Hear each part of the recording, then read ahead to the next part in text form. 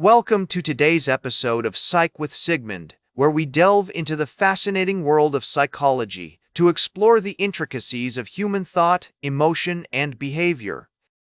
I'm your host, Sigmund, and today we're going to discuss a phenomenon that affects us all at some point in our lives: social loafing. Social loafing refers to the tendency for individuals to exert less effort when working in a group than they would when working alone. This concept is crucial in understanding human behavior, as it highlights how social environments can influence our motivation and performance. The concept of social loafing emerged in the late 19th century, but it wasn't until the 1970s that psychologists began to study it systematically. One of the key theories behind social loafing is the idea of diffusion of responsibility. When we're part of a group, we tend to feel less personally responsible for the outcome, which can lead to a decrease in effort. This theory was first proposed by psychologist John Darley and his colleagues in the 1960s.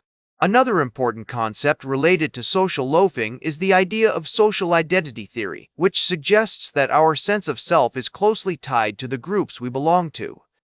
When we're part of a group, we tend to identify with its goals and values, but this can also lead to a reduction in individual effort. Research on social loafing has yielded some fascinating findings. One classic study by Ringelmann in 1913 found that when individuals were asked to pull on a rope as part of a team, they exerted less force than when they pulled alone. More recent studies have replicated these findings and explored the underlying psychological mechanisms. For example, a study published in the Journal of Personality and Social Psychology found that social loafing was more pronounced in groups where individuals felt anonymous or lacked a sense of personal responsibility. So, how can understanding social loafing help us in our everyday lives? Recognizing the potential for social loafing can help us become more effective team players. By acknowledging the tendency to exert less effort in group settings, we can take steps to overcome it and contribute more fully to our teams. This might involve setting clear goals and expectations, providing feedback and recognition, or simply being more mindful of our own behavior. Therapeutically, understanding social loafing can also inform interventions aimed at improving teamwork and collaboration.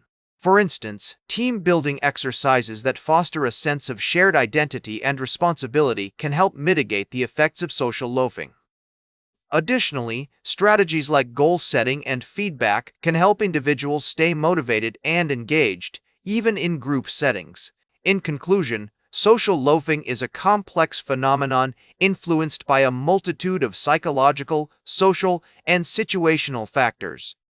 By grasping the underlying dynamics of social loafing, we can better navigate our interactions within groups, whether in professional, educational, or community contexts. It reminds us that our behavior is not solely determined by our individual characteristics, but is also significantly shaped by the social environments in which we find ourselves. As we wrap up today's exploration of social loafing, remember that understanding psychological phenomena like this one can empower us to make positive changes in our lives and interactions. So, the next time you're working on a group project or participating in a team activity, take a moment to reflect on your own motivations and contributions. Are you pulling your weight, or are you relying on others to carry the load? By recognizing the potential for social loafing, you can take steps to overcome it and become a more effective, motivated, and responsible team player. Thanks for joining me on this journey into the world of social loafing. If you have any questions or topics you'd like to discuss further, please don't hesitate to reach out. Remember to like, share, and subscribe. And until next time, may your ego find balance between pleasure and reality.